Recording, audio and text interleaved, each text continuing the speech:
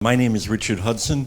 I'm the CEO and editor of Science Business. We're here in Brussels, welcoming you online and our guests here in the audience for a discussion that we've called Energy Futures. Fundamentally, what we're talking about is energy innovation in the context of the US and the EU trade negotiations. As many of you know, come July 8, next week, the discussions between the US and the EU are formally supposed to begin on a very comprehensive trade agreement. It will take some time for all of this to cook. How long? We don't know, although there is an official schedule for it. And energy is just one of the topics on the table.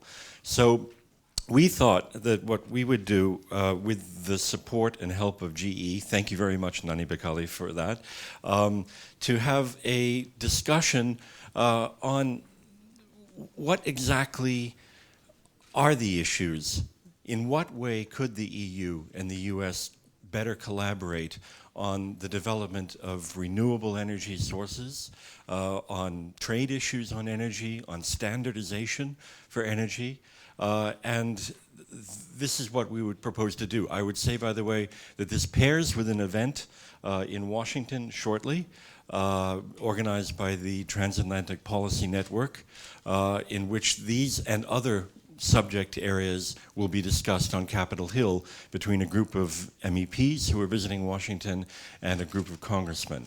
So there's a lot going on right now on these discussions. For this, we are joined here by Dominique Ristori.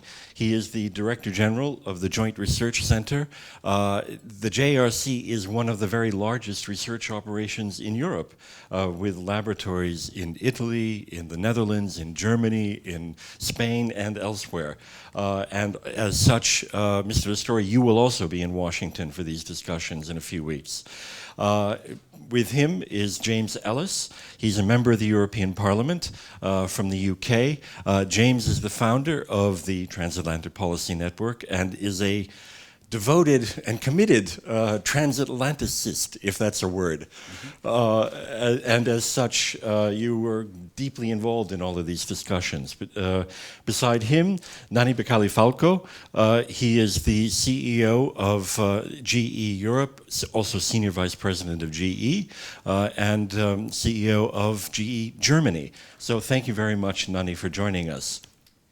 Beside him, to continue, Edward Astle. He is the Pro-Rector for Enterprise at Imperial College London, and in addition to his academic duties, he himself has quite a long career in the energy industry in the UK with the National Grid, among others. Thank you for joining us.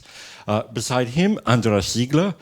He is the Director for Energy Research at DG Research and Innovation. So very much taking the view of new alternative and other sources of energy that could be, on which the US and the EU could be collaborating. And finally, Georg Zachman.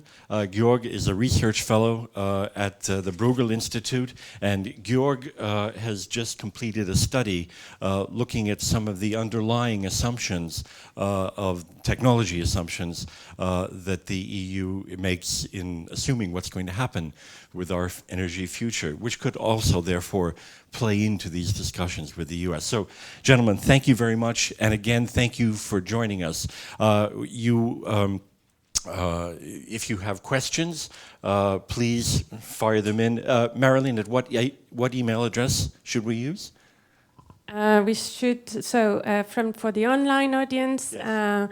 Questions should be sent by email to live@sciencebusiness.net. Question can also be sent via Twitter with #EnergyFutures.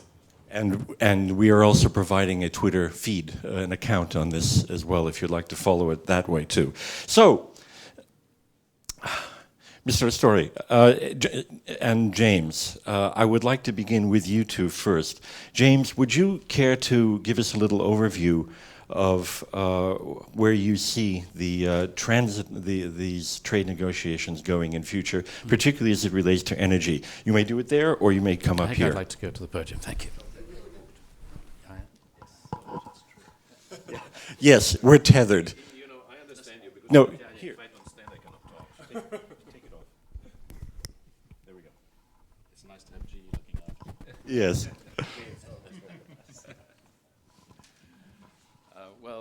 Thank you very much indeed, Richard and Nanny and everybody else for welcoming me here this morning. And I'd love to kick off this event because this is a really important subject. As Richard has says, the US and EU begin negotiations next week on what has been billed a real global changer in the 21st century. Many people have been working on this idea of a transatlantic market for more than a decade. In the case of TPN, we started off in the early 1990s because we were aware that the world was changing with the fall of the Berlin Wall and, of course, with the collapse of the Soviet Union. And then as we put a document together in September 2011 looking for Transatlantic Growth and Jobs Initiative, so it is that we now are at the brink of this huge event which is now taking place of negotiations towards a free trade EU-US agreement. There's optimism on both sides of the Atlantic that something remarkable is in our grasp if we're capable of rising to the challenge. The EU and US share fundamental values of freedom, democracy, human rights, and respect for law. And as envisaged, this TTIP, as it's known, provides the opportunity to build on what is already a strong economic and strategic partnership which exists. The relationship, I just recall, I think for the purposes of our discussion, is not minimal because it is generating an estimated goods and services trade flow of about $2.7 billion a day in 2012. But it'll now start looking at generating new ground by addressing bilateral non-tariff barriers and support high-quality norms, that's very important, and practices in the global economic system. In so doing, it'll be better in enabling the US and the EU to address global challenges such as energy security and climate change and promote development and prosperity. So if that's the general context, then for the energy sector, we, I think, are well aware in this audience that climate change as a result of human activity is set to have serious consequences for the globe. Over the coming years, the global climate will evolve with increased uncertainty and unpredictability, leading to severe impacts on living standards globally. This, in turn, will result in increased instability in some parts of the world with inevitable spillover effects. Furthermore, competition for resources will exacerbate existing tensions and trigger conflicts, as well as lead to potential energy crises. As the consequences of climate change become more acute, there will be a growing realization that former models of development must evolve if we are to enjoy previous standards of living and if millions of people are to continue to emerge from absolute poverty. One aspect of this requisite evolution will demand that governments on both sides of the Atlantic become more willing not only to finance R&D in low-carbon energy and energy efficiency, reducing Western and consequently global dependence on carbon-intensive energy and consumption, but look for new and inventive ways of fostering innovation and freeing trade in environmental products and services. Currently, my belief that the pace of innovation is not as rapid as it would be desirable, and the world may find itself lagging behind the curve with action to tackle climate change by 2030, lacking in ambition. Successfully combating climate change will require an immediate scaling up of existing clean technologies as well as significant increases in energy efficiency. So what of TTIP? It's clear from what I said the EU and the US have a significant shared interest in improving global governance in the area of renewable energy. The liberalization of trade in green goods and services would bring considerable benefits to both sides, not only environmental goods, but social, economic, and commercial benefits. TTIP would therefore be a useful means to an end. It could, for example, promote the objective of renewable energy and energy efficiency, guaranteeing the right for each party to maintain or establish standards and regulation concerning energy performance of products, appliances, and processes while working as far as possible towards a convergence of domestic EU and US standards or the use of international standards where they exist. TTIP could also contain a sustainable development chapter which should look at trade-related aspects of climate change strategy, including consideration of how trade liberalization or trade-related regulatory cooperation can contribute to achieving climate change objectives and more generally to ensure increased production of renewable energy implemented in a sustainable manner. And more specifically, TTIP could be used, for example, to agree on commitments to address non-tariff barriers which lead to trade irritants in energy supply.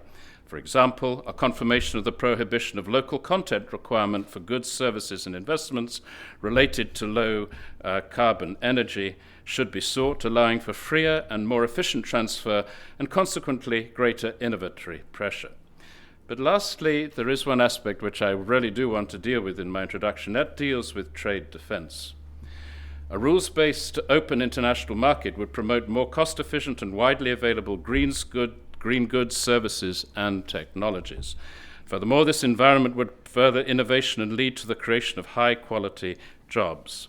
But disciplines in TTIP and low-carbon energy should then serve as a model for subsequent negotiations involving third countries.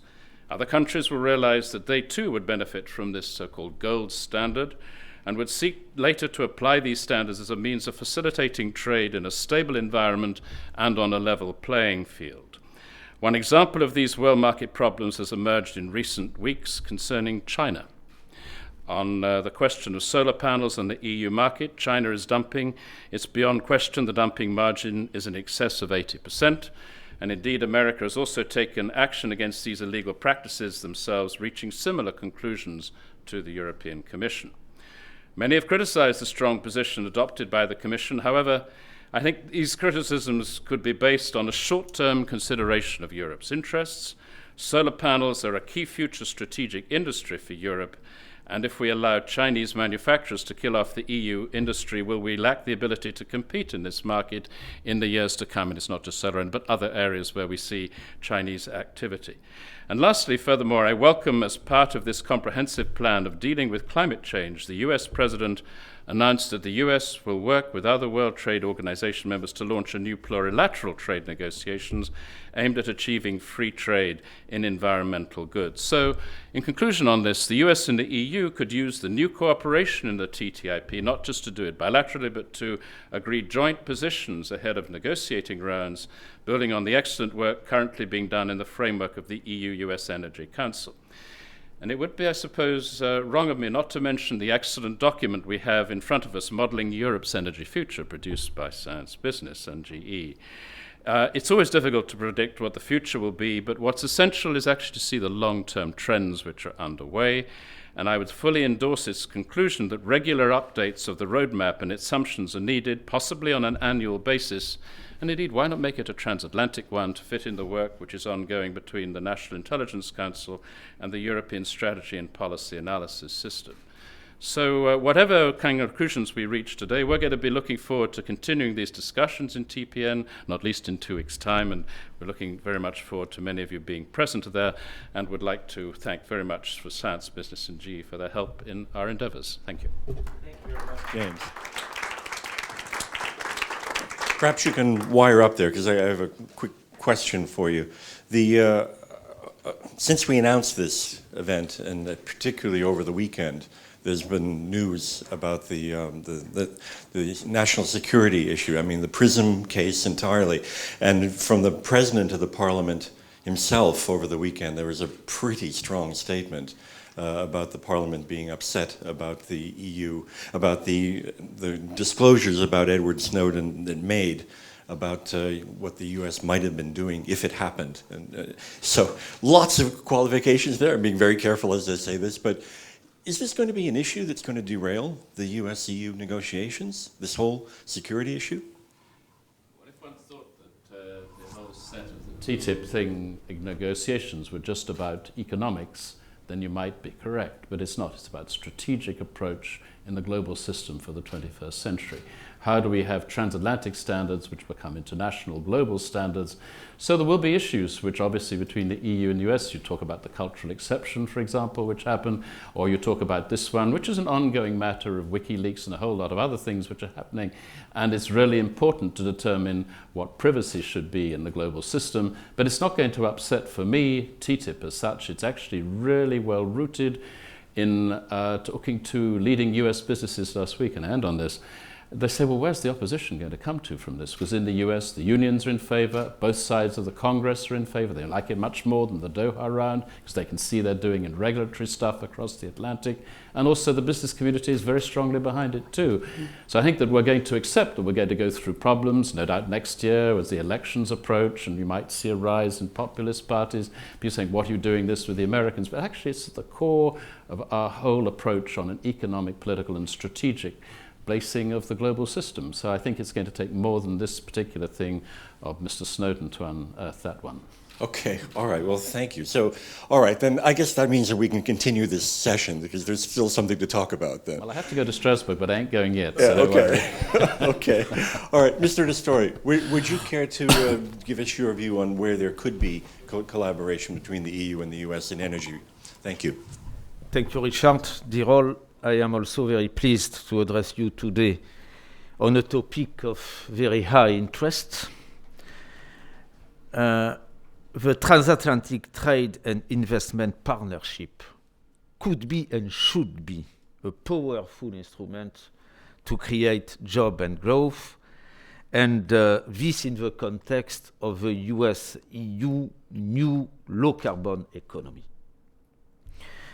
Based on common values, as you said, James, it will reaffirm our clear confidence in the historical transatlantic partnership, and we need that in the present context we mentioned, Richard.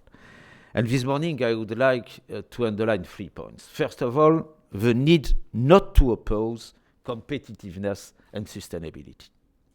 Second, the EU-US common challenges and opportunities in the field of energy. And third, the key role of science, research and innovation to do that. First of all, not to oppose competitiveness and sustainability. And this is particularly true for the transatlantic cooperation in the field of energy, because energy is key for the competitiveness and sustainability of our economies. I have not to insist on the fact that 80% of emissions, of CO2 emissions, are the result of production and consumption of energy. And too often, sustainability is wrongly perceived as an obstacle for competitiveness. Such perceptions are misleading. On the contrary, by linking sustainability and competitiveness, we can transform pressing challenges of our time into new opportunities. And as you know, we have already in Europe extremely ambitious targets dedicated to the build of a new low-carbon economy. In particular, reducing CO2 emission 20%. We should cut 20% of our CO2 emission by 2020 compared to 1990. But also reaching a 20% of renewables energy sources in the energy consumed in the EU with specific target for each of our member states. But also 20% more of energy efficiency by 2020, and this will be extremely difficult to achieve. We should develop effort, including with US, in order to reach this target. And it is a real now good time to reflect on how to stimulate and accelerate our cooperation with US, having in mind the new momentum, and in particular, the new US-EU challenges and opportunities in that sector. First of all, there is an urgent need for sustainable management of natural resources. And this is true for US as well as for EU. I have in mind water, forest, soil, energy, many of them non-renewables. But we should also reflect how to integrate our clear target in order to reduce global greenhouse gas emission. And this is important at a time we are facing not only an European challenge or an American one, but a global one. and we should be more present together at the heart of international cooperation. And we should, at the same time, cooperate for developing common technique, for example, in 2 sectors. First of all, efficient building. You have not to recall that 40% of energy consumption is consumed in the building sector. And we should develop new technique, not only for new building, but having in mind the existing park, representing 99% of the housing sector. And this will require to work closely also with industry in order to be more performant, not only for active measures, as well as introducing new intelligent thermostat, but also for passive measures. And I can say the same when we are considering the transport sector. You see, we have in Europe a park of 270 million of vehicles, all functioning through combustion engines. Accordingly, if it will be important to develop electromobility and electric car, in particular for urban area, it will remain essential to work also using fully science and innovation in order to improve the functioning of engines, to improve the quality of materials, to improve the quality of design, and to improve the quality of fuel. These are indispensable. And my third point is this will not be possible without a common effort into the direction of more investment into science, research, and innovation. Because one point is crystal clear. Science and innovation are a sine qua non to enable us, on both sides of the Atlantic, deliver on our ambitious commitment. It will be impossible to have competitive and sustainable economy without science and innovation, and this is particularly true at the time we are speaking about low-carbon economy. Without the capacity of using more new technologies, using more nanotechnologies, using more advanced material, it will be impossible to be performant. This is true if I am considering renewable energy, because as you know, technologies are not yet mature. James, you refer rightly to photovoltaic, where we are confronted to a terrible competition from China. But why?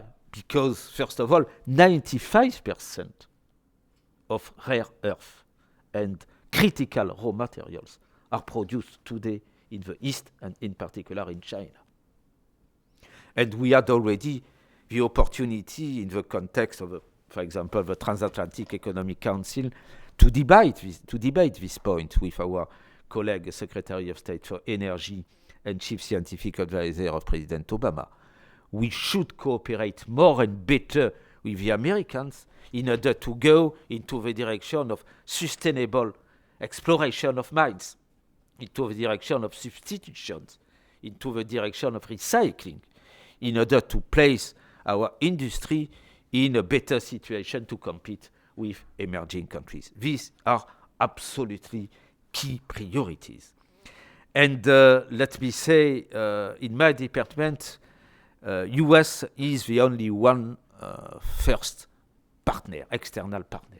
And we are developing fantastic cooperation regarding key subjects, in particular modeling, with NOAA, the National Oceanic and Atmospheric Administration, because we need common scenario to underpin policy decision, integrating fully climate change indicators as well as energy and transport indicators.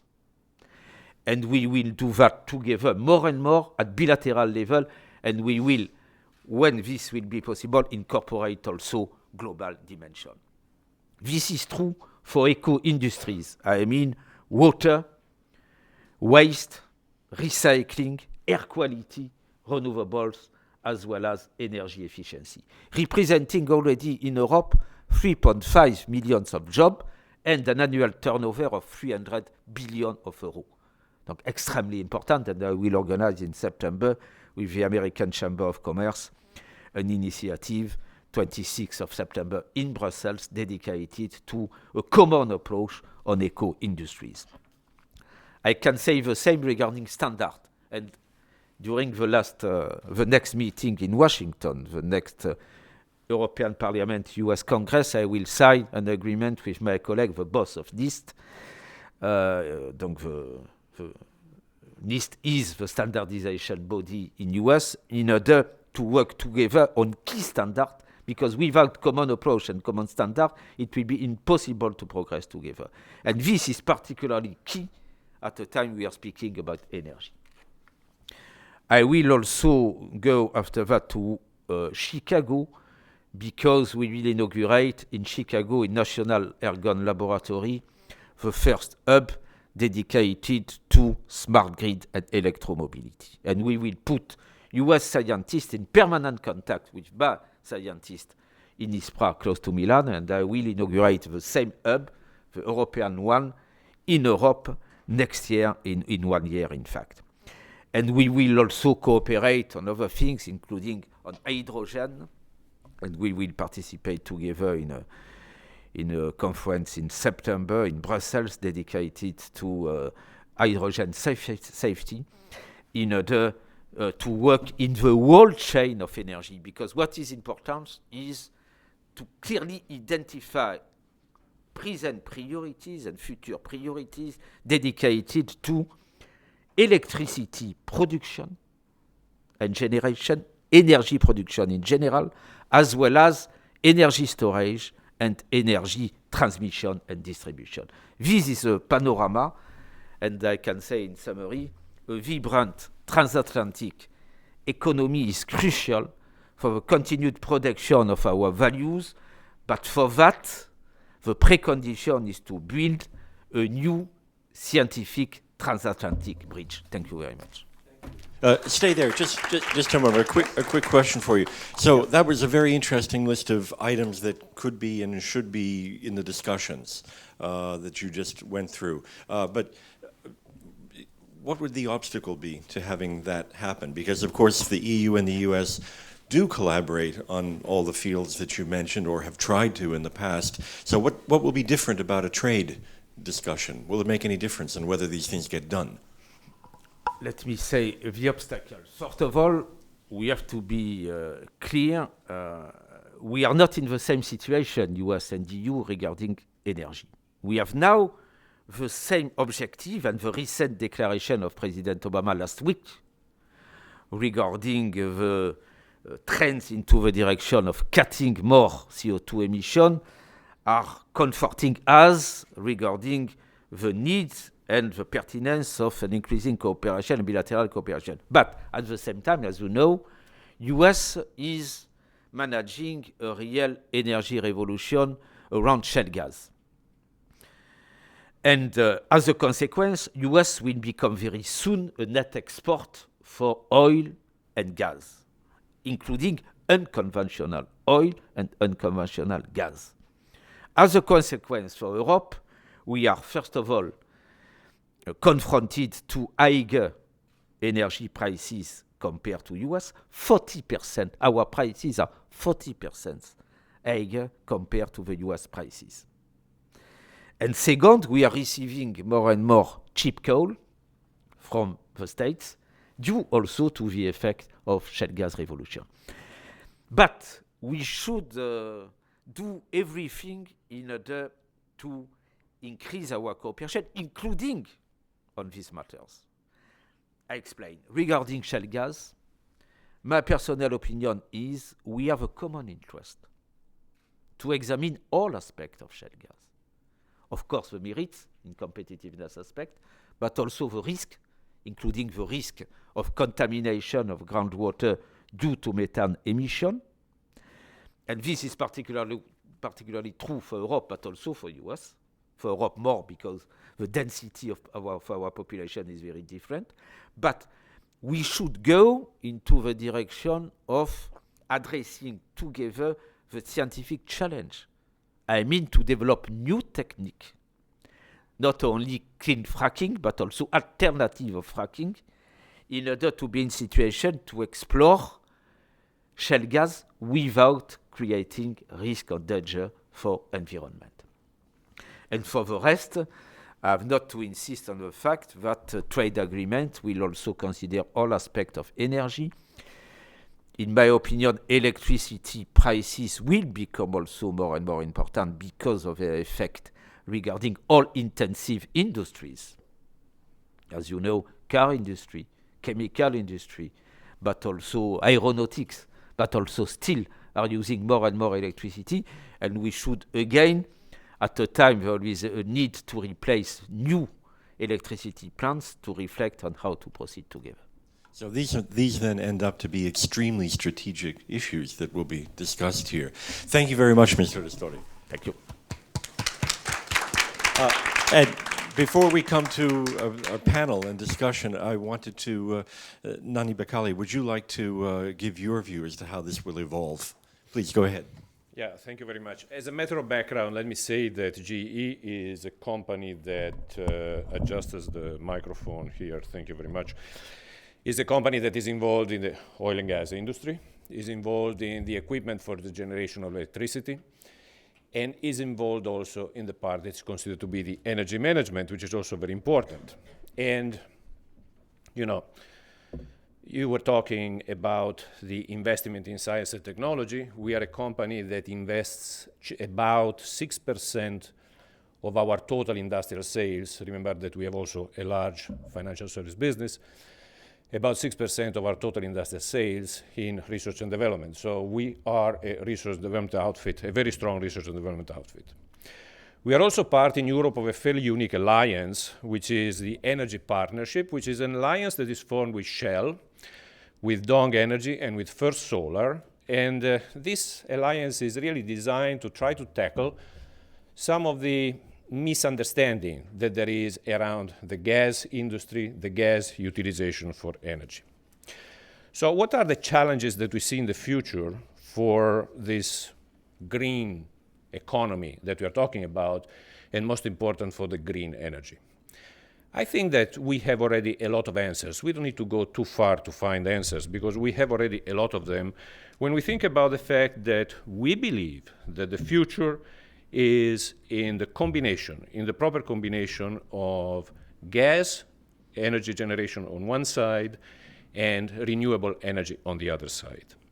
And there are certainly a certain amount of challenges which are inherent to each one of them. The gas has got challenges relative to the capability to supply. There is plentiful of it, but unfortunately gas today is also utilized in a political way, from a political point of view, and so that is one consideration that we have to make. We need to look at what kind of environmental objectives we are going to have. And also we need to look at one very important aspect, an important aspect for productivity, which is the affordability of each one of these sources of energy. Now, we are talking a lot about solar equipment brought in from China, but let's face it, but solar is still the most expensive energy generator that there is today. So it needs to be heavily supported. As a matter of fact, for the renewables, one of the challenges is that we still are heavily supporting the renewables. If we look at solar, as we said, but also if we look at wind. Now, it's interesting because onshore wind is one technology that is getting close to the break-even, and so we can foresee the time when wind onshore is not going to be in need of government subsidies anymore. But when you look at offshore wind, and when you look at, unfortunately, some of the results that some of our, I say unfortunately because we like our competitors, but some of the results that our competitors have, they are paying a heavy toll for the development of this technology. So there is still the need for a considerable amount of subsidy for this kind of renewable energies. Now, as far as gas is concerned, there is this constantly evolving and changing marketplace. And we have to consider that the European Union is importing a lot of the raw material. 57% of the energy that we produce is coming from the outside. And as far as gas is concerned, I'm looking here at my data, 65% of it is coming from outside of Europe. And we are looking at results that by 2030 are talking about 84% of the gas. So these are some of the challenges that we are facing.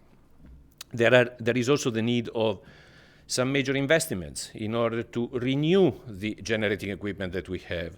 And this, of course, requires a lot of money. There is one consideration to make, however. We have a huge available raw material. And this raw material is called waste. This raw material is called achieving levels of productivity in manufacturing, in producing energy that are higher than the levels that we have today. Because if you think about it, and I'm not going to make big examples, by the way, here I am talking about technology and I'm not a technologist, so you got to take me with a certain amount of grain of salt. But there are in certain countries or in certain areas equipment that produces energy with an efficiency of, guys, 30% about, 31%, 32%. Today, we as General Electric and some of our competitors have capability of efficiency that achieves the 60, 61, 62%. So in just attacking this problem, which is the one of renewing the equipment that is producing electricity, we certainly can make a big step forward in the affordability, shall we say, of this green technology. Now, we talk about United States and Europe and the comparison that there is, and there is a considerable difference between the approach that the two groups, that the two countries have. You mentioned the fact that the United States, by I think 2025, if I'm not mistaken, is going to be an independent producer of energy, not only an independent producer of energy, but an exporter of energy. And this puts them in a kind of peculiar position because they are focusing a lot on the gas that they are generating in this moment, being that one natural gas, being that one shale gas. But not only they look at gas for the generation of electricity, but they look at gas for other industries, like for instance, transportation. And this favors also the migration of some industries from the European Union into the United States, like for instance, when you talk about the chemical industry. And this is going to be a loss for us, and we have to make sure that we are going to avoid to have this loss. From our side, we really have to look at how to leverage the capabilities that renewables and gas combined together then give us. And by the way, we have not reached that optimum yet. We still have installed capacities today, electricity generating capacity based on gas, that are working for something like 2,500 or 3,000 hours per year, which is not an effective utilization of resources. We still have, for instance, if you take a country like Germany, a lot of wind produced in the north of Germany and a lot of need for electricity in the south of Germany, in Baden-Württemberg and in Bavaria. And we don't have the line of transmissions that are allowing us to be economically effective from that point of view. So we really need to make investments. And we need to make investments in a moment when the budgets need to be cut, need to be balanced, shall we say. We are in many of the European countries, we are in the need of restructuring the balance sheet, basically, which doesn't allow us to make those kind of investments. We're talking about €1 trillion here. It doesn't allow us to make those kind of investments that are necessary to get there. So we have really to work, and we have to work very hard in order to make sure that this kind of balance is achieved. Making sure, there is also kind of politicization of the energy issue nowadays, and making sure that this politicization is used in a smart way from the point of view of the benefits of the countries, of the benefits of the economy, in order to be able, and we both you gentlemen spoke about, creating jobs, which I think is one of the fundamental issues that we have today in Europe when you think about youth unemployment. Now, you two gentlemen touched on a very important element, which is the TTIP, which is this opening finally of the trade between the two massive economic blocks that we have. Now, some people might be concerned, but I would like to remind, I'm old enough to remember when we were talking about the integration of Spain and Ireland in the European Union, and everybody was going to say it's going to sink the boat. It actually didn't sink the boat. It actually improved the economy for everybody. And still a few years ago, when we were talking about the integration of the 10 countries, everybody was saying, oh my God, we are going to pay a huge bill. Well, we didn't pay a huge bill because our economies have benefited from that. And I do see a parallel here between this kind of European integration that we had and the opening of a free trade between the United States and Europe. However, and here I'm talking really to the European institutions, We also have to make sure that, first of all, we are going to solve some of the big problems that we have, which is a true single market, which is a true single energy market. While we are talking about energy, while we are talking about productivity, we need to eliminate those barriers in order to be able to be a strong partner of conversation with a very strong economy like the economy in the United States. So in conclusion, what do we need to do? We need to balance low carbon aspirations with economic. It needs to make sense. It needs to be economically feasible. We need to make sure that the combination of raw materials that we have available, easily available, which is renewables and gas and waste, are utilized in the best way. We need to take strong steps to unify Europe, really, from an economic point of view, and consequently to go on into a discussion with the United States to have a single economic bloc. I think that we are at a turning point here. It's a crucial point for us. I think that we are taking decisions today that are really going to either allow Europe to be the strong economy that Europe deserves to be, or to be always in some kind of difficulties and kick the can along, as is common to say right now, and kick the can along in this kind of economic competitive environment. Thank you very much. Thank you very much, Nani. We have a question that's come in from online. Go ahead, Marlene. Yeah, so this is a question addressed to James Ellis, but not only, asking if you could further clarify the potential conflict of interest regards duty on solar modules between the EU member states who voted for clear commoditization free market of solar compared to the EU Commission's decision of unilateral protectionist tax from Chinese solar modules. Whoa, okay. That was a complete shit. A question about then ultimately the fairness of the, is that the question of the fairness of the EU action on China? Yeah, I think it's also another part of the question is given commoditization and grid parity ambitions of solar, presumably each member state could tax the use and implementation of such products in a similar manner to that of nuclear, oil, gas energy production. Okay, well, any further comment on the solar situation from any of you three gentlemen? Well, I think that it was clear from other speakers as well that in the development of our energy sources, solar is still needing the underpinning of subsidies because it's still not at economic kind of development level, whereas one sees that in China they have a whole range of different things and the raw materials and other things to producing that. The question is this, are we going to be prepared as a European entity just to let all our manufacturing and other potential things that we'd like to produce in the future simply go in the question of free trade? Or are we actually going to take a long-term interest in this to make sure that we are going to be long-term producers as part of our energy mix in the solar energy field? You could also look at a broader field and look at telecommunications and say, is it logical that we should allow Huawei into our research programs when it's actually a state-run company very close to the Chinese government? The US companies take a different attitude to ourselves on that one. This is a big issue which we're going to have to deal with, but for me in TTIP, it's actually about how transatlantic leadership gets a grip on its future and takes decisions collectively, which is going to be for the well-being of our peoples, and bring the Chinese onto our platform of how we have a rules-based system running in a multipolar world and we have a multilateral system. So I think that, as I said in the beginning, this is actually about broad strategic issues, TTIP. It's not just about economic matters or one sole energy issue such as solar energy. It's a very broad approach which has been taken. It's basically, it is a true game changer in the process of what we're beginning to see on both sides of the Atlantic. Nani, to what extent do you think that these trade negotiations between the US and the EU ought to be in some way coordinating policy towards China?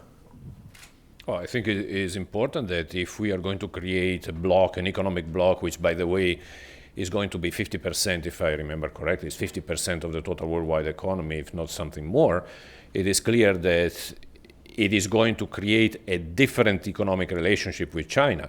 Now, China should be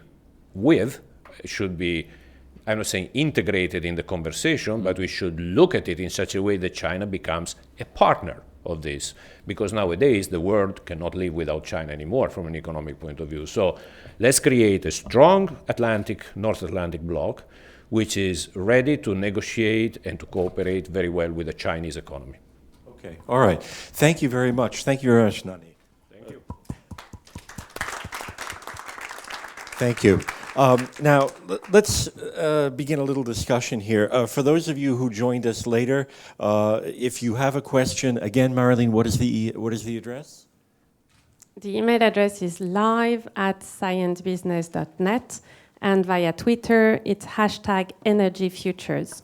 Okay, thank you very much. And again, for those of you who have joined us late, we have with us Dominique Ristori, the Director General of the Joint Research Center, James Ellis, a member of the European Parliament and one of the leading transatlanticists, founder of the Transatlantic Policy Network. Beside him, Nani Becali-Falco, the President of GE Europe and CEO of GE Germany, and Senior Vice President of GE.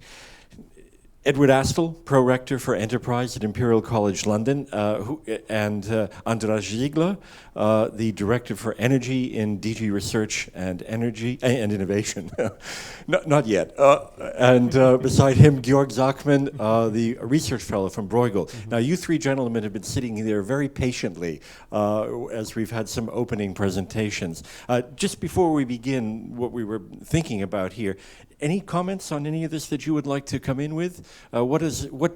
How hopeful are you that the US and the EU trade negotiations could change the playing field for research in energy? Is it going to make a difference?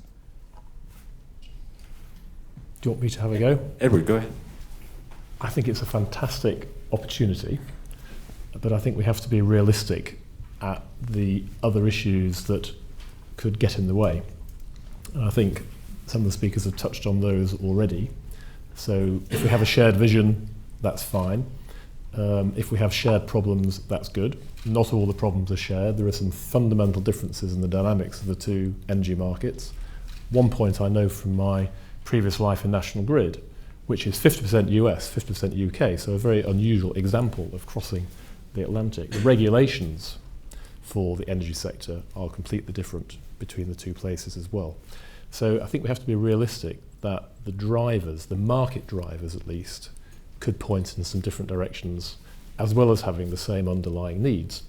We also know that ultimately it's markets that drive the efficient deployment of new technologies from universities like mine. So I think one of the issues which I was touching on with two of the speakers beforehand today is to put some joint research programs with joint research funding behind the common problems, the ones that we can see despite the differences between the two markets, could make a big difference. And there'll be companies like GE, Nani, like BP and Shell, who equally can see the opportunity. And there are a few examples of this now, where there is corporate funding straddling the Atlantic, indeed straddling the world, trying to address some common research problems. And the institutional collaboration that you mentioned, Dominic, is a very, very useful and interesting one, but it's very limited today. And if I was to think about the collaboration with Imperial College, where we've got world-leading strengths through our Energy Futures Lab, there's lots of bottom-up stuff going on, but very few examples of big strategic research collaboration across the Atlantic. So Horizon 2020 with similar US national funding programs targeting one or two areas of common interest, that would be my own suggestion to sort of get the ball moving a bit faster. Okay, either of you gentlemen have a view on this? What is this really a great opportunity for research and innovation in energy specifically? Andras? Yes, indeed. And let's not forget we already have a number of frameworks we can build on.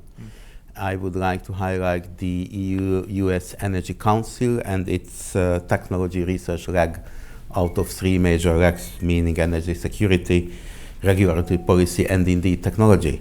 And within that technology strand, in 2009, already 9 big fields have been appointed as subjects for concrete cooperation between US and EU. And this all has been channeled into Europe's major technology research pillar, the SET plan, the Strategic Energy Technology Plan, which has got a high acknowledgement by the US. By the way, just recently, Mr. Moniz, the new energy secretary, wrote a letter to us acknowledging the quality of the recent SETPLAN conference in Dublin. Right. So there is this framework, and there are big results in our 4 technology priority areas, like the ones already mentioned by Mr. Ristori: hydrogen and fuel cells, smart grids, materials indeed for energy, and nuclear fusion. Maybe we can come back to that later. Okay, all right. Thank you very much. Now, Georg, I'm going to come to you, because one of the issues that I think, James, you raised at first was there is some differences of opinion between the US and the EU about how energy technologies will evolve over the next few years. Now, you did some research basically on this. I mean, is this, first of all, briefly, what did you find? But secondly, is this difference of outlook between the EU and the US going to be an insurmountable problem in trying to come to any agreement on the future? I indeed think that that there are strong similarities and also strong differences on the energy technology, on the new energy technologies in the US and in Europe. So there are, first of all, there are different, there are very similar patterns in terms of trade success and export success and patenting success in new energy technologies in the past decade. So we see that the US has been fairly successful in increasing the share of renewables patents to about 2.5%. Europe is exactly the same figure. We see the export success is fairly similar. So even though the technologies are slightly different that are focused on, so the US focused more in terms of R&D on solar, while Europe focused more on deployment of solar. So there are a bit of different strategies around. Now, what we would indeed find, and what I find the most interesting conclusion, is to say that Europe has the big advantage of having a long-term strategy. So they have a 2050 strategy, and they have a rather clear focus point in the long term, while the US doesn't have an energy policy as such that looks very much forward and has some focal point. The problem with Europe currently is that Europe has only short-term policy. So there seems to be some sort of lack of vision on how to get to these long-term targets. So they have this long-term 2050 goal, but you think not enough detail on how to get there. Is that it? I have the impression that when you want to do a long-term energy system transition, what you really would need to do is really some sort of credible framework, so that market actors can align to a framework that helps them to understand where to invest, where to build business models on. And the only real long-term tool in Europe is the emission trading system that is supposed to run indefinitely. And as you all know, it's currently not very functional. In terms of technology support, we have revolving rounds of giving support, but these are still rather ad hoc-ish. And if we see on how technology are programmed, then they are programmed with respect to what we have in the energy roadmap. But the energy roadmap just gives a wide scale of scenarios on where we could go, and it's not very clear to market participants and policymakers how essentially those scenarios are built upon, and how the scenarios would change if the environment would change. And we have seen pretty dramatic changes in the energy environment in the past decade, with the upcoming changes due to unconventional, but also with completely unforeseeable developments in terms of technology costs. So some technologies, what we describe in the report, have gone down in cost dramatically, such as solar, while other technologies on which the roadmap has bet heavily, like CCS, didn't come online. So if you, for example, see what your roadmap requires, if CCS does not come online, it would, in 2050, require 250 gigawatt of replacement low-carbon power plants if CCS would not be there. So essentially, the roadmap becomes unfeasible. I think that's a lot, yeah? That's about 250 nuclear power plants. Okay. And we do know that there will be 250 new nuclear power plants built in Europe, of course. Okay, but any other conclusions from the study that you want to mention? Well, what we are strongly suggesting based on that is take the example of the US in terms of looking into energy futures and make it an open and transparent process to really aggregate all the information that are in the marketplace in terms of what technology costs are, so that you can much more quickly adapt to changes in the very quickly changing energy sector. So if you see that some technology doesn't break through as quickly as you think, adapt your views, and then market participants know that you're really serious about this energy transition, and that you not just have nice figures that in the end tell you this energy transition is costing nothing and with rather unbelievable numbers behind. Okay, but what do the rest of you think about this? I mean, is the difference of opinion between the EU and the US over how certain technologies will evolve, is that really a fundamental problem in trade discussions? Go ahead. Certainly not. But we should think more regarding CCS, for example, at the time. Coal will remain, in any case, an important energy source. Coal will remain. Yes, in coal. case, yes. Coal will remain. This is the case in China. This is the case in different parts of the world, including in the States and in Europe. And we should aggregate all our forces in order to find appropriate way to facilitate the best sustainable use of coal.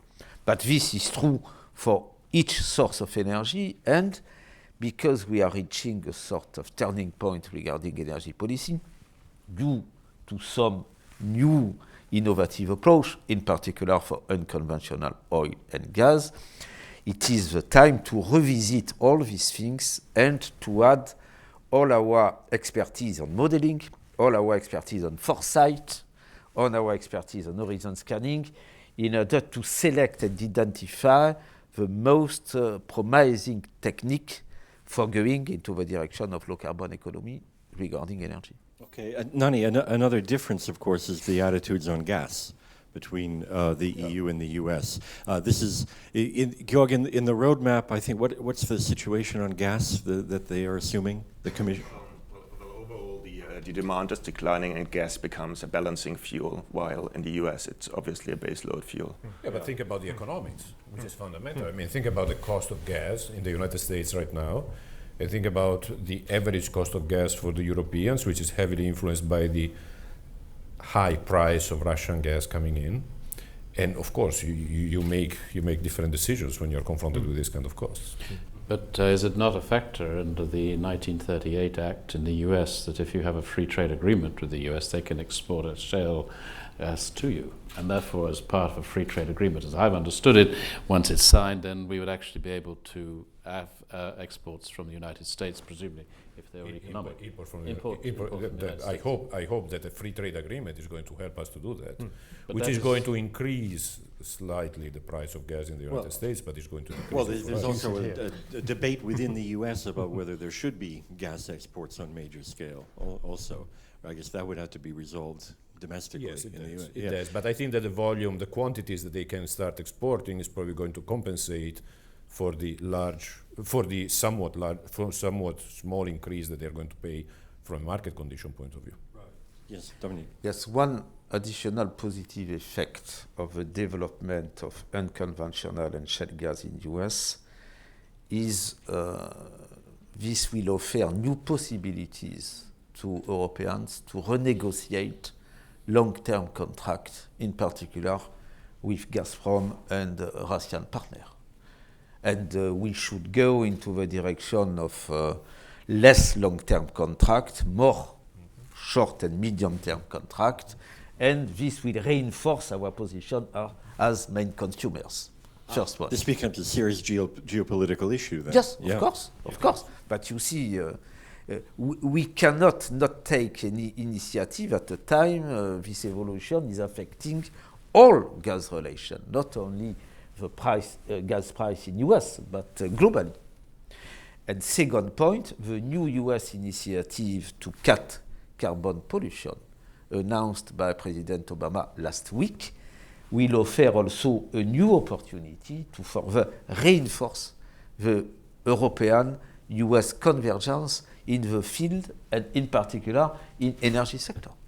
But I mean, is there not also cooperation ongoing across the Atlantic within the international framework of ITER, where after all fusion could be potentially a huge energy source in the future? I think there's an online question, and then there might be some question here and there. Go ahead. Yeah, so I have a question about CCS.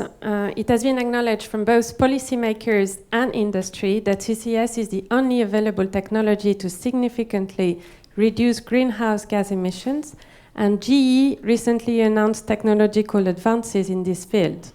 The EU structures meant to spur development of CCS, the emission trading scheme, and NER 300 have not successfully done so, while the US are now moving ahead of Europe in this field. Oh. I have a microphone. Is that working? Here you go. Yeah. I'm almost done. So could any of the speakers, did you get the final bit of the question? The nub of the question. Then.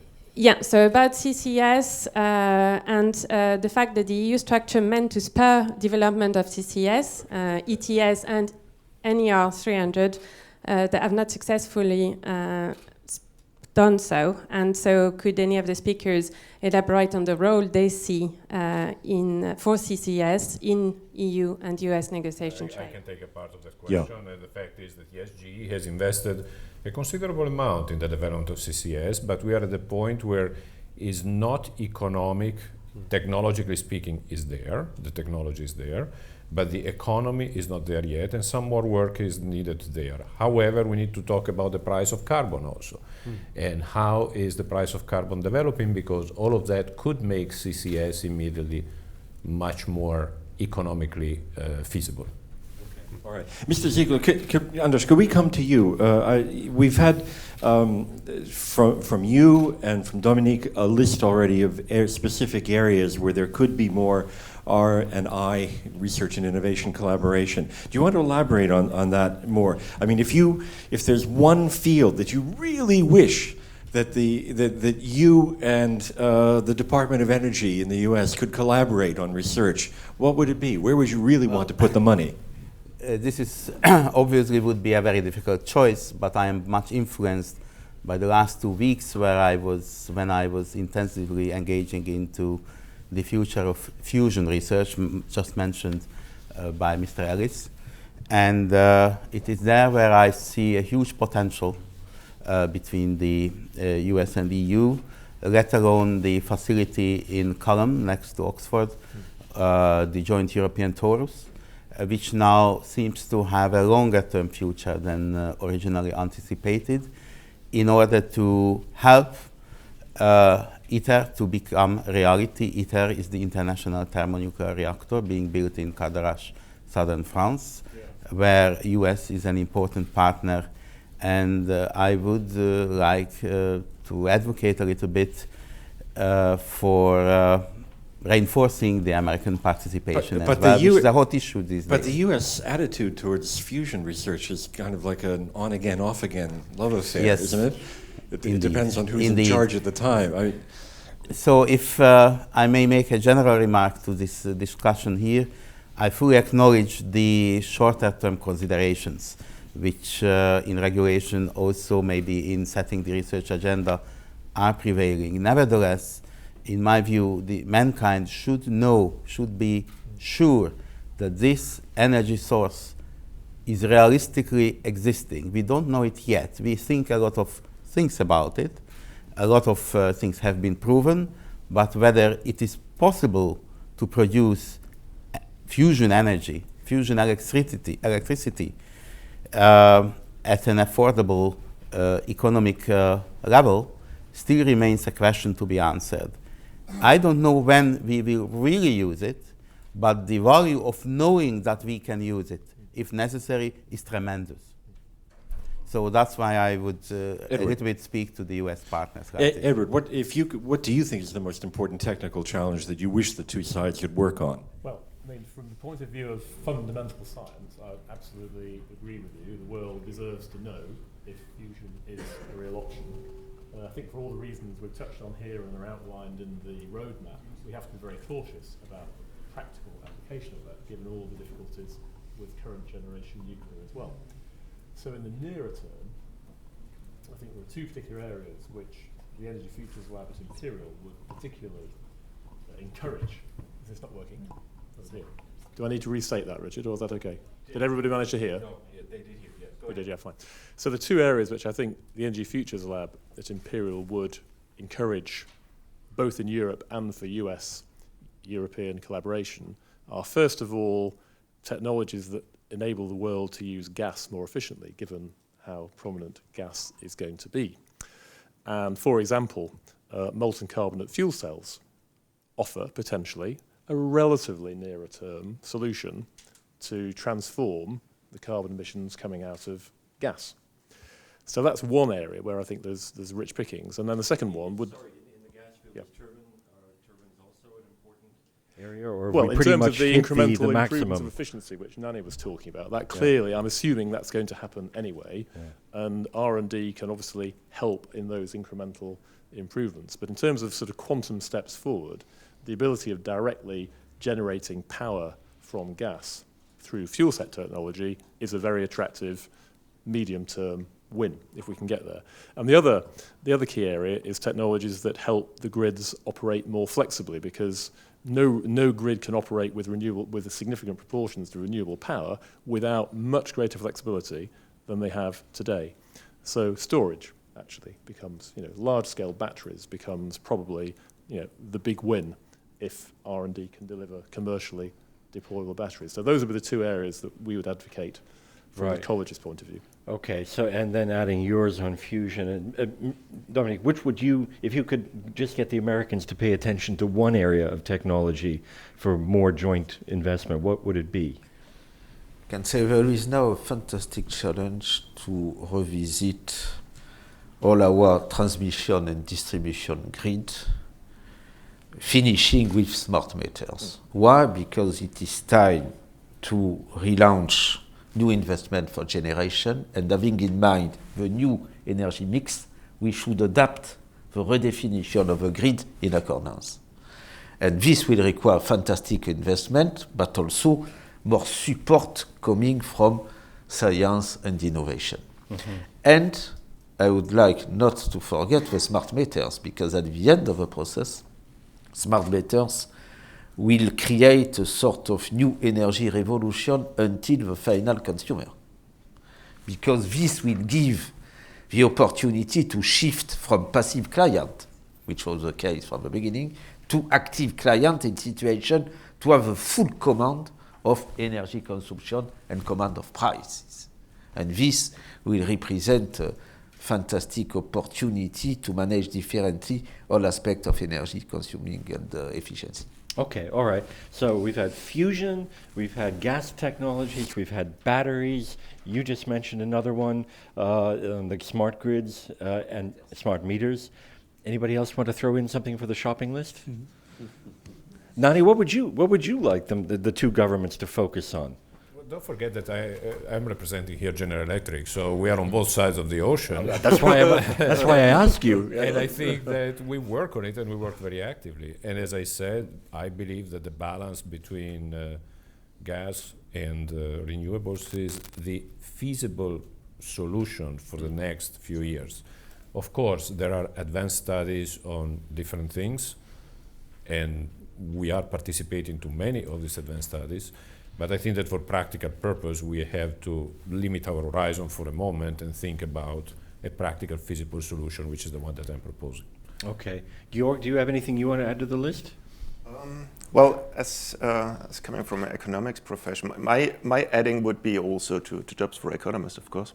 What in essence, I think we can point to all sorts of technologies, and everybody has a preference. The two big questions I would have is which technology to choose at which point in time, and when exactly to choose it. And this is a very much under-researched field. We all are talking a lot of technology neutrality, but there is no such thing as technology neutrality in supporting technologies, because you have to distribute the limited amount of money you got to some technologies. Okay. And then you need some sort of good metrics of doing so. And what we have seen in the past is Germany has deployed solar panels and wind turbines worth 110 billion euros in the past years, and this didn't create much more additional patents than the US did, with significantly less support in R&D. So we should really try to make sure that we invest in the right technologies with the right policy support instruments at the right point in time. This could save us a huge amount of money, and I think there some better understanding of what works and what does not work so well is crucial. Okay. James. I'd just like to make one last comment, and that is that remember that TTIP, the negotiations haven't yet started. They're starting next week. That they'd like to do this on one tank of gas, so to speak, that by 2015 they would get the TTIP negotiations completed as they're configured under the mandate. But it's crystal clear to observers from the outside that if it doesn't include financial services, you're going to need financial services to be included towards a transatlantic financial services market. Equally, on the digital side, there's a whole range of different things which we would like to see coordinated better across the Atlantic. So there's then the energy sector, which we've been talking about this morning. We're going to be looking more, I would have thought, at a timeline towards the end of the decade, as confidence is hopefully generated through both sides coming together on a number of very basic factors which will create a transatlantic leadership in the global system. What I would then like to recommend is, where we're looking at energy and innovation, that we begin to think of what does the roadmap look like for transatlantic cooperation, and then a number of these ideas then fit in, because then the political community on both sides of the Atlantic can understand basic, simple concepts like that. Whereas if you go at it one by one, it's much more difficult to be able to sell that. And sitting on the budget committee, as I have in the European Parliament now for nearly 30 years, the fact that we're going to be voting this week on a multi-annual financial framework, it would be logical that the next framework, which I understand will now be for 5 years, from 2020 to 2025, or at least the Commission will probably propose that, into that you should be thinking of how you had joint programs on funding and R&D, which I think will then come out very much out of the kind of thinking we're doing. But we have to take a time frame here of the objective we're looking for, 2025, 2030, and that is to have, as I see it, transatlantic leadership in the global system. Okay, all right. Are there questions from you? Here, yes. Do we have a functioning microphone? Yes, okay. Thank you. Down to one. Please introduce yourself. We'll take a few minutes of questions. Go ahead. Okay. Yeah, my name is Rainer Lüttguth. I'm a journalist, EID, Energie Informationsdienst, Hamburg. I have a question to Mr. Ristori concerning, is it true that there will be a new set plan this year? And if yes, what will it be like? The old set plan is a poor list of technologies without any coherence. Will there be a new approach? Could you explain it? You're referring to the Strategic Energy Technologies Plan. Go ahead, Dominique. I will pass after that the floor to my colleague in charge in RTD, but my opinion is the following. Because, as we discussed this morning, we are reaching a turning point regarding energy sector. Energy policy should be updated, and this should go into the direction of revisiting some key aspects of a set plan. And as you know, the main advantage of a set plan is to associate not only policymakers or European institutions, but also all key players, including industry. And this will facilitate new consideration regarding all these aspects. There is no idea about making a new set plan, but there is a big idea about reinforcing the existing one, because there is too much fragmentation in it. The technology strands have elaborated their industrial initiatives. Also, the research entities set up their Energy Research Alliance, but we see not enough systemic thinking. This whole discussion today was about systemic approach. there is a single energy system, and the change in one technology in its economic conditions puts a big emphasis, or may put a big emphasis, on another technology. So this whole systemic thinking is not strong enough, and this is what we would like to reinforce. This has been expressed in a recent communication by the Commission on innovation in energy technologies, and now a common integrated roadmap out of the existing But technology trends is being created. But one of the problems with the set plan has been also that the member states have never put up the money that was initially thought of. Is that going to change? I mean, you can make all the plans in the world, the Commission can, but if the member states don't pay for it, yes what do and you do? no. They have put up in many cases, but not enough is happening by pooling resources, in terms of pooling resources, pooling capacities. So the emphasis is now more on pooling these efforts. Okay, all right. Is there another question here? Yes, in the back.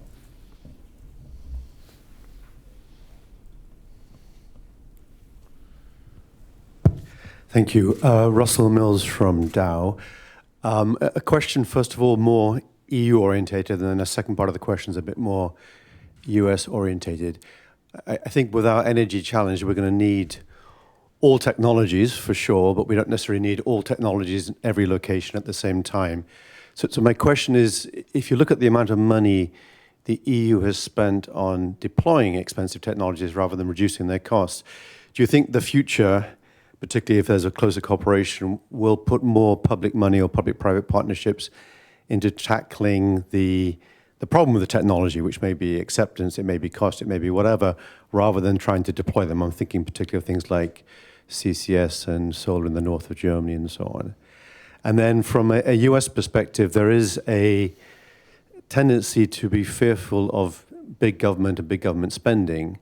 On the other hand, some of these challenges, like renewing the grid, is going to require government kinds of interventions. I just wonder what the panel's view were on if there are things that have been done in the EU which would be a good model for those kinds of major investments that will be required in the US. Any response to that? Well, if I may start, Horizon 2020, which reached its final shape, I think, a few days ago as a result of the famous trialogue between Parliament, Council and the Commission, indeed, has allocated an important amount for energy research in proportion to the whole budget, which is around 70 billion, and it's a 7.7 billion tranche of it. Of course, if you speak about energy in a broad sense, it's much more than that. Energy efficiency, for instance, concerning much more areas. Nuclear is wider than this. But in any case, what is to be pointed out, that it's not necessarily only direct grants which come here in picture, but smart financing instruments, which were mentioned before, will be also very important. So when we speak about big deployment or demonstration activity, it is not a directly financed thing. It's seed money, which Horizon can provide. Okay. Any last comment on that? Yes, Dominique? If I can, we will revisit, I am certain, rapidly, all key aspects regarding energy production, energy storage, and energy transmission and distribution. And this will open new route for defining new priorities, how to proceed, in particular to manage properly energy transition. And as you can see, energy transition is now at the top of priorities at national level. It is now more and more discussed at European level. We had an European summit largely dedicated to energy recently. This is not the end of the story, but this will facilitate new consideration regarding your point, Mr. Okay. Well, thank you very much. I'd like to thank the panelists very much for their participation in this. And Thank you to you and our studio audience here, and thank you to those online for joining us. We will be posting an edited video of this on our website at sciencebusiness.net. And if you'd like to follow the discussions in Washington, later there will be posted on the TPN website an account of the discussions that go on there. The meetings themselves, I believe, are July 16th through 18th? Yes. And the TPN website, James? It's tpnonline.org. Actually, it's transatlanticweek.org. Transatlanticweek.org. There will be much there after when the reports of those meetings come together. But thank you very much for all of you. Bye. Thank you.